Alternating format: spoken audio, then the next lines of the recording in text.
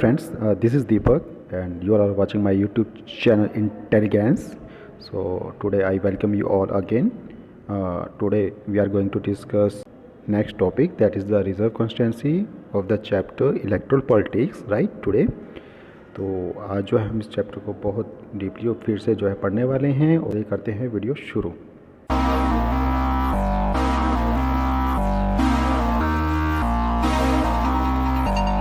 कोशिश करते हैं कि जो है आपका जो है चैप्टर है वो जल्दी से जल्दी क्लियर हो सके, और हालांकि मैं इसके पहले भी 2 पार्ट बना चुका हूं, तो आप उस वीडियो को देख सकते हैं।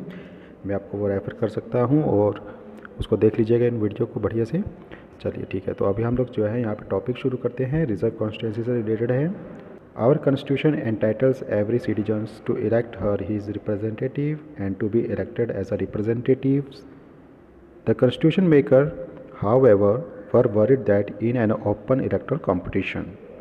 तो देखिए इसमें बताया गया है कि जो हमारा कॉन्स्टिट्यूशन है उसमें जो है ये चीज़ें एंटाइटल मतलब कहीं ना कहीं बताया गया है कि जो इतने सिटीजन्स हैं उनको कहीं ना कहीं अधिकार है कि वो अपने रिप्रेजेंटेटिव को इलेक्ट कर सकते हैं। ठीक है, okay. So the constitution maker however were worried about that in an open electoral competition. हालांकि जो संविधान जो बनाने वाले जो निर्माणकर्ता थे वो कहीं ना कहीं वरीड थे, इस चीज़ को लेके बहुत ज़्यादा वरीड थे, परेशान थे कि किस तरह से ओपन इलेक्टोरल जो है वो कंपटीशन कराया जाए। ठीक है, इस चीज़ को लेके हमेशा उनको बीच में जो है कहीं ना कहीं जो है डिस्प्यूट रहा, कहीं ना कहीं वो परेशान रहे। ठीक है, समझ में आ रहा है आप लोगों को? तो यहाँ पे देखो लिखा हुआ है, those who are influential and resourceful may prevent them from winning elections. If that happens, our parliament and assemblies would be deprived of the voice of a significant section of our population. तो हम लोग देखते हैं कि इन्हें कहीं कि अगर इफ़ दैट हैपन्स, अगर ऐसा होता तो जो पार्लियामेंट थी और जो असेंबलीज थी would be deprived of the voice of significant section of our population. तो पार्लियामेंट और जो असेंबलीज थी वो कहीं ना कहीं इन डिप्राइव्ड पीपल्स की जो है वॉइस को नहीं जान पाती, उनकी आवाज़ को नहीं सुन पाती कहीं ना कहीं, और जो वीकर सेक्शन है पॉपुलेशन का वो और ज़्यादा वीकर होता चले जाता है ना। तो ये बात इसमें कही गई है। नेक्स्ट पॉइंट की तरफ बढ़ते हैं। That would make our democracy less representative and less democratic. और इस तरह से जो हमारी डेमोक्रेसी थी वो कहीं ना कहीं लेस रिप्रेजेंटेटिव हो जाती और लेस डेमोक्रेटिक भी हो जाती, right. So the makers of our constitution thought of a special system of reserved constituencies for the weaker section। और इसी वजह से जो हमारे कॉन्स्टिट्यूशन जो निर्माण करता थे, कॉन्स्टिट्यूशन को बनाने वाले जो मेकर्स थे उन्होंने एक स्पेशल सिस्टम रखा। ठीक है, फॉर रिजर्व कैटेगरीज। ठीक है, उनके लिए रिजर्व कॉन्स्टिट्यूंसीज बना दी गई, रिजर्व कॉन्स्टिट्यूंसीज जो है बना दी गई। ठीक है, क्या बना दिया गया? रिजर्व कॉन्स्टिट्यूंसी बना दिया गया उनके लिए। For the weaker section, some constituencies are reserved for people who belong to the SC and ST। अब कुछ जो कैटेगरी मतलब कुछ लोगों के लिए जो सीट्स रिजर्व कर दी गई जिसमें SC और ST लोग आते थे। Schedule caste and schedule tribe, schedule caste and schedule tribe दिख रहा होगा आपको। ठीक है, चलिए नेक्स्ट है इसमें in a supreme court sorry in a SC reserved constituencies only some one who belongs to the schedule caste can stand for election। अब जब ये रिज़र्व कॉन्स्टिट्यूंसीज जो है वो कहीं ना कहीं इस चीज़ का प्रावधान हो गया कि इनके लिए रिज़र्व कॉन्स्टिट्यूंसी होगी, तो जो भी बिलोंग करते थे SC कैटेगरी से और SC से जो है बिलोंग करते थे, अब वो भी क्या है इलेक्शन के लिए खड़े हो पा रहे थे। ठीक है, वो भी क्या थे, खड़े हो पा रहे थे इलेक्शन के लिए। ठीक है, तो इसमें हम लोगों ने देखा कि thus the reserve seats for SC and ST do not take away the legitimate share of any other social group. और इस तरह से हम लोग देख सकते हैं कि जो SC और ST जो है जो ग्रुप है, ठीक है, वो जो है अपनी पावर्स को या कहा जाए कि उनके लिए कहीं ना कहीं जो शेयर रखा गया है रिज़र्व सीट्स में, रिज़र्व कॉन्स्टिट्यूंसी में इनकी सीट्स को रिज़र्व कर दिया गया है। ठीक, नेक्स्ट पॉइंट में बताया गया है this system of reservation was extended later to other weaker section at the district and local level. और ये जो सिस्टम ऑफ रिजर्वेशन है इसको बाद में और एक्सटेंड किया गया और बढ़ाया गया है। एक्सटेंड मतलब बढ़ाना। Later to other weaker section, जो अदर वीकर सेक्शन थे उनके लिए भी कहीं ना कहीं इसको एक्सटेंड किया गया है। ठीक है, डिस्ट्रिक्ट लेवल में और लोकल लेवल में। In many states seats in rural and urban, देखिए अगर हम लोग बात करें बहुत से स्टेट्स में जो सीट्स हैं वो रूरल एरियाज़ में भी जो है वो डिवाइड की गई है। रूरल मतलब ग्रामीण क्षेत्र में जैसे पंचायत, और अर्बन की बात करें तो उसमें आती है आपकी म्यूनसिपैलिटीज़ एंड कॉरपोरेशन। ठीक है, समझ रहे हैं आप लोग। Local bodies are now reserve for OBCs other backward class as well. अब देखो उसमें बताया गया है कि अर्बन लोकल बॉडीज़ हो या फिर जो आपका रूरल लोकल बॉडीज़ हो, उनमें जो सीट्स है रिज़र्व कर दी गई है। अब किन के लिए? ओबीसी पीपल्स के लिए भी सीट्स को रिज़र्व कर दिया गया है। Okay, however the proportion of seats reserve varies from state to state. हालांकि ये जो अनुपात है, ये जो नंबर्स हैं, वो कहीं ना कहीं जो सीट की जो है वो रिज़र्व तो है, मगर उनमें भी हम लोग चेंजेस देखते हैं। वेराइज मतलब चेंजेस देखते हैं स्टेट टू स्टेट। ठीक है, स्टेट टू स्टेट क्या हो सकते हैं, इनके नंबर्स ऊपर नीचे भी हो सकते हैं, चेंज भी देखे जा सकते हैं उसमें। Similarly 1/3 of the seats are reserve in rural and urban local bodies for women candidates. इसके अलावा कहीं ना कहीं इसी तरह जो है तकरीबन 1/3 जो सीट्स हैं वो किसके लिए रिज़र्व कर दी गई हैं? ग्रामीण और शहरी क्षेत्रों में वुमेंस के लिए। ठीक है, किसके लिए? वीमेंस के लिए भी जो है सीट्स को रिज़र्व कर दिया गया है। आपको याद रखना है ये पॉइंट। ठीक है, नेक्स्ट जो टॉपिक है वो है आपका वोटर लिस्ट। तो वोटर लिस्ट में देखिए इसमें लिखा है once the constituencies are decided, जब कॉन्स्टिट्यूंसीज को डिसाइड कर लिया जाता है, द नेक्स्ट स्टेप, तो नेक्स्ट स्टेप क्या होता है? Is to decide who can and who can not vote.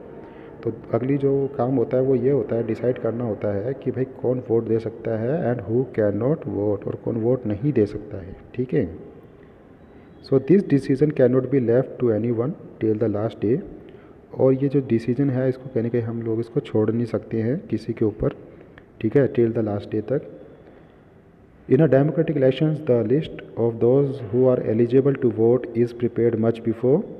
इसमें बताया गया है कि जो डेमोक्रेटिक इलेक्शन होती हैं उसमें देखा गया है अक्सर कि जो लिस्ट होती है, ठीक है, किनकी? एलिजिबल वोटर्स की, है ना। एलिजिबल मतलब योग्य। तो कुछ योग्य जो वोटर्स होते हैं उनकी जो एक लिस्ट तैयार की जाती है, प्रिपेयर की जाती है much before the election, election से पहले। ठीक है, एंड गिवन टू एवरीवन, और वो जो है कहीं ना कहीं सभी को दे दी जाती है।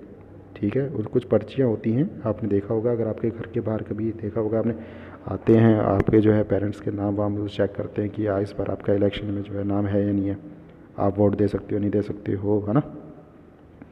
So this list is officially called the erectile role, और ये जो लिस्ट है इसको ऑफिशियली क्या कहा गया है? Erectile role. ठीक है, इसको अभी आपको ध्यान रखना, इंपॉर्टेंट पॉइंट है ये, इलेक्ट्रल रोल। और इसको बहुत बार हम लोग किस नाम से जानते हैं? वोटर लिस्ट के नाम से भी जानते हैं। ठीक है, तो मैंने आपको बताया इस लिस्ट को किस नाम से जानते हैं? इलेक्ट्रल रोल को एक और नाम से जाना जाता है, वोटर लिस्ट। ठीक है, ध्यान रखिए। So this is an important step for its linked to the first condition of democratic election. और ये कहीं ना कहीं एक सबसे ज़्यादा महत्वपूर्ण इम्पोर्टेंट स्टेप है जो कि कहीं ना कहीं जोड़ता है या बताता है कि ये फर्स्ट कंडीशन होती है किसी भी इलेक्शन, डेमोक्रेटिक इलेक्शन के लिए, कि वहाँ पे एक तो लिस्ट होनी चाहिए आपकी एलिजिबल जो वोटर्स हैं उनकी। Everyone should get an equal opportunity to choose representative, और हर किसी को अधिकार होना चाहिए, उनको इक्वल अपॉर्चुनिटी होनी चाहिए कि वो भी अपना जो है रिप्रेजेंटेटिव को चूज़ कर सकते हैं। राइट, आई होप आप लोगों को समझ में आ रहा होगा। So earlier we read about the principle of universal adult franchise. इससे पहले भी आप जो है यूनिवर्सल एडल्ट फ्रेंचाइज के बारे में पढ़ चुके होंगे।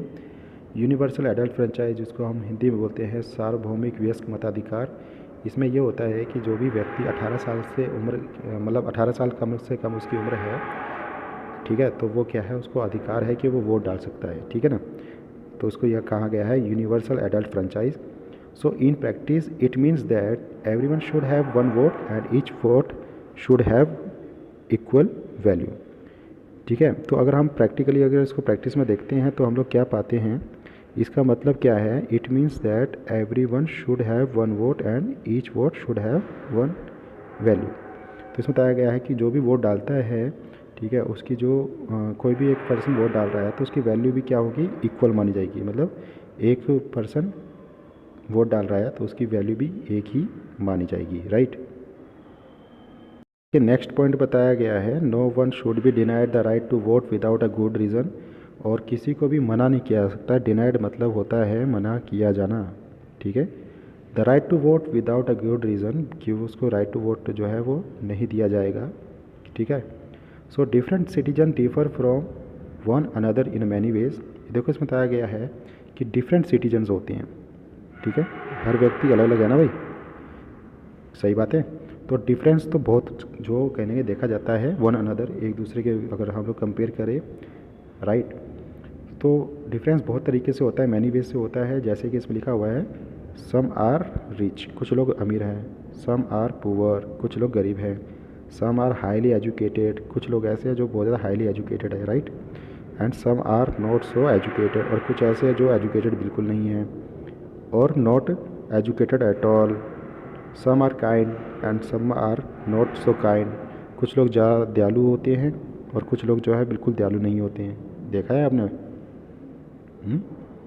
सो but all of them are human being with their our needs and views.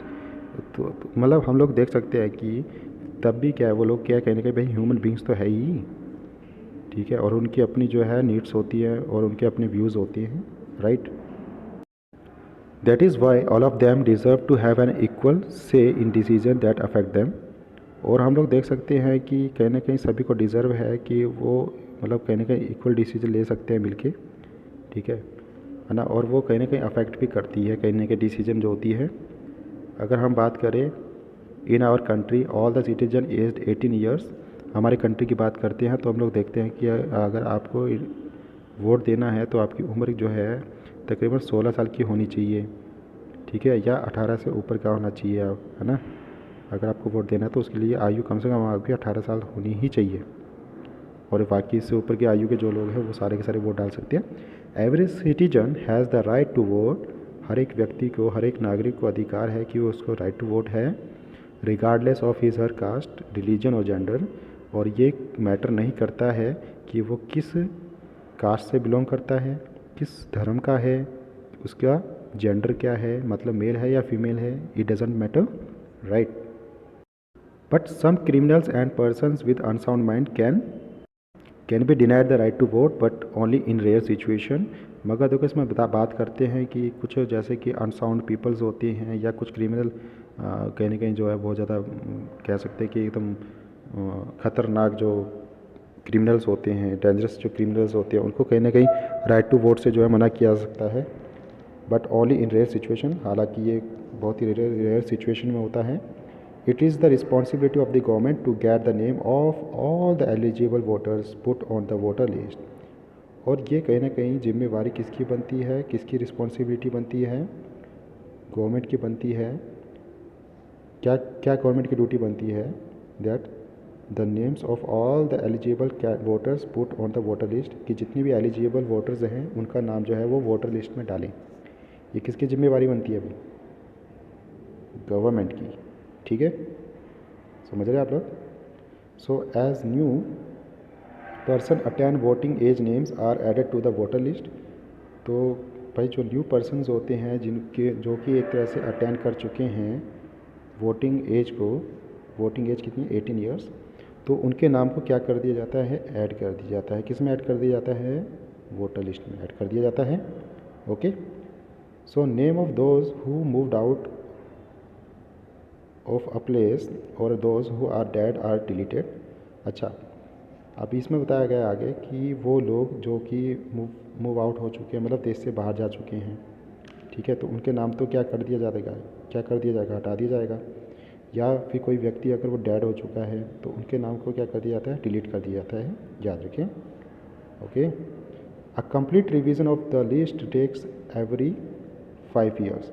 और ये जो लिस्ट होती है कहीं ना कहीं इसको जो है हर 5 साल में रिवीजन भी इसका किया जाता है, देखा जाता है, ठीक है, ये ध्यान रखिए आप लोग। This is done to ensure that it remains up to date. और यह इसलिए किया जाता है ताकि जो जानकारी हो वो क्या रहे, अप टू डेट रहे, पूरा जो है जानकारी क्या रहे, पूरी आपकी अप टू डेट रहे। ठीक है, समझ रहे हैं आप लोग। In the last few years a new system of EPIC, जिसको कहा गया election photo identity card, has been introduced. अब देखिए इसमें बताया गया है जो गवर्नमेंट ने क्या है एक न्यू सिस्टम लॉन्च कर दिया है जिसको कहा गया एपिक। एपिक की फुल फॉर्म होती है इलेक्शन फ़ोटो आइडेंटिटी कार्ड, जो गवर्नमेंट ने इसको इंट्रोड्यूस किया हुआ है। The government has tried to give this card to every person on the voter list. और ये जो गवर्नमेंट होती है वो कोशिश करती है कि जो कार्ड है वो हर पर्सन को मिले। ठीक है, हर पर्सन को मिले जो कि वोटर लिस्ट में रजिस्टर्ड है। ठीक है, उनको गवर्नमेंट क्या करती है, अपनी तरफ से एपिक कार्ड देती है। एपिक की फुल फॉर्म याद रखिएगा, इलेक्शन फ़ोटो आइडेंटिटी कार्ड। बहुत बार एग्जामिनर पूछ लेता है आपको। Okay, so the voters are required to carry this card when they go out to vote. और ये वोटर के लिए बहुत ज़्यादा ज़रूरी है कहीं ना कहीं, अगर वो मतलब वोट के लिए जाता है कहीं, so that no one can vote for someone else. ठीक है, देखो इसमें बताया गया है कि अगर आपको वोट डालने जाना है तो आपके पास वोटर कार्ड होना ज़रूरी है, मगर ये इतना ज़रूरी भी नहीं है। ठीक है, आप जो है देखो नीचे लिखा है but the card is not yet compulsory for voting. हालांकि जो है वो वोटिंग करने के लिए कहना कि ये कार्ड ज़्यादा कंपलसरी नहीं है। ठीक है, the voters can show many other proofs of identity like the ration card और द ड्राइविंग लाइसेंस। तो अगर आपके पास वोटिंग कार्ड नहीं है, किसी कारण वजह से जो है वो खो चुका है, तो आप जो है निराश ना हो। आप इसकी जगह जो है आप क्या ले जा सकते हैं, कुछ प्रूफ्स ले जा सकते हैं, कुछ आइडेंटिटी प्रूफ जैसे लाइक राशन कार्ड और ड्राइविंग लाइसेंस। ठीक है, तो इसके बेस पे भी आप जो है वोट डाल सकते हैं। ओके, तो देखिए अब जो है इसमें नेक्स्ट जो टॉपिक है वो है नॉमिनेशन ऑफ कैंडिडेट, कि किस तरह से जो कैंडिडेट के तौर पे अगर हमें खड़ा होना है तो उसके लिए कैसे नॉमिनेशन किया जाता है, उसको हम लोग यहाँ पढ़ने वाले हैं। We noted about that in a democratic election people should have a real choice. हमने ये पढ़ा कि भाई जो डेमोक्रेटिक इलेक्शन में जो पीपल होते हैं उनके पास रियल चॉइसेस होती हैं। This happens only when there are almost no restrictions on anyone to contest an election. और ये तब संभव है जब सभी को कहीं किसी भी तरह का क्या ना हो, किसी के ऊपर किसी भी तरह का रिस्ट्रिक्शन ना हो। ठीक है, on anyone to contest an election, कोई भी इलेक्शन के लिए खड़ा हो सकता है। This is what our system provides. और यही हमारा जो सिस्टम है वो कहीं ना कहीं हमें देता है। मतलब सभी को जो है फ्रीडम है कि वो जो है इलेक्शन के लिए खड़े हो सकते हैं एज अ कैंडिडेट। ठीक है, any one who can be a voter can also become a candidate in election. तो कोई भी जो वोटर है वो क्या बन सकता है, वो कैंडिडेट बन सकता है और इलेक्शन में खड़ा भी हो सकता है। ठीक है, the only difference is that in order to be a candidate the minimum age is 25 years. हालांकि इसमें डिफरेंस बताया गया है कि अगर आपको कैंडिडेट के तौर पे खड़ा होना है तो आपके लिए कम से कम मिनिमम एज कितना होना चाहिए, 25 ईयर्स। कितना होना चाहिए, 25 years, right. Okay, while it is only 18 years being a voter। और जैसे हम लोग बात भी कर चुके हैं कि अगर हमें वोटर बनना है तो उसके लिए तकरीबन हमारी जो उम्र होनी चाहिए वो 18 साल ही होनी चाहिए। There are some other restrictions on criminal etcetera. हालांकि जो कुछ रिस्ट्रिक्शंस है, कहीं ना कहीं प्रतिबंध है, रोक है क्रिमिनल्स के लिए कि वो इलेक्शन में खड़े नहीं हो सकते हैं, मगर सब कहने वाली बात है। Okay, but these apply in very extreme cases. Political parties nominate their candidate who get the party symbol and support. तो इसमें देखो हम देखते हैं कि जो पॉलिटिकल पार्टीज होती है वो अपने कैंडिडेट को खुद नॉमिनेट करती है कहीं ना कहीं। ठीक है, who get the party symbol, कि किसी को पार्टी सिंबल दिया जाए। ठीक है, और किसको सपोर्ट दिया जाए। So parties nomination is often called party ticket. और पार्टी नॉमिनेशन को बहुत बार किस नाम से जाना जाता है, पार्टी टिकट के नाम से। ठीक है, पार्टी नॉमिनेशन को किस नाम से जाना जाता है, पार्टी टिकट के नाम से भी, इसको ध्यान रखें। अच्छा, इसमें आगे लिखा है every person who wishes to contest an election has to fill a nomination form. Every person मतलब हर एक व्यक्ति जो भी चाहता है कि वो इलेक्शन को कॉन्टेस्ट करे तो उसके लिए उसको क्या करना होगा, he has to fill a nomination form. उसको एक नॉमिनेशन फॉर्म भरना होगा and give some money as a security deposit. और उसको कहीं ना कहीं पैसा भी जो है सिक्योरिटी डिपॉजिट के तौर पे जमा करना होगा, right. Recently, a new system of declaration has been introduced on direction from the Supreme Court. हाल ही में जो है रिसेंटली मतलब हाल ही में एक नया सिस्टम जो है उसकी उद्घोषणा की गई है, उसकी घोषणा की गई है। और ये किसके डायरेक्शन में की गई है, किसने डायरेक्शन दी है? ये सुप्रीम कोर्ट ने डायरेक्शन दी है। वो डायरेक्शन क्या है? Every candidate has to make a legal declaration, कि हर एक जो भी व्यक्ति कैंडिडेट के तौर पे खड़ा होना चाहता है उसके कहीं ना कहीं कानूनी तौर पे किस चीज़ की घोषणा करनी होगी, कुछ डिटेल्स दी गई है, उनकी कहने की घोषणा करनी होगी। वो घोषणाएं क्या क्या हैं उस पर हम डिस्कस करते हैं। पहला पॉइंट है serious criminal case pending against the candidate. कहीं जो कैंडिडेट के तौर पे खड़ा हो रहा है कोई भी व्यक्ति, कहीं उसके ऊपर कोई क्रिमिनल केस पेंडिंग तो नहीं है। यह इसको मतलब कहने के अपना जो है डिटेल्स देना होगा एफिडेविट के तौर पे सुप्रीम कोर्ट को, ठीक है। इसके अलावा details of the assets and liabilities, कहीं ना कहीं उसको डिटेल्स देनी होगी कि उसके पास कितना असेट है। असेट्स मतलब पूंजी, और लायबिलिटीज़ मतलब कहीं उसके ऊपर कोई लोन तो नहीं है, कहीं उसकी देयता तो नहीं बनती है कहीं ना कहीं, ठीक है। और इसके अलावा उसको अपनी फैमिली से रिलेटेड जो भी जानकारी है, कितनी प्रॉपर्टी है फैमिली के पास, उसकी पत्नी के नाम पे कितनी प्रॉपर्टी है, बच्चे के नाम कितनी प्रॉपर्टी है, उसकी भी जानकारी उसको देनी होती है, ठीक है।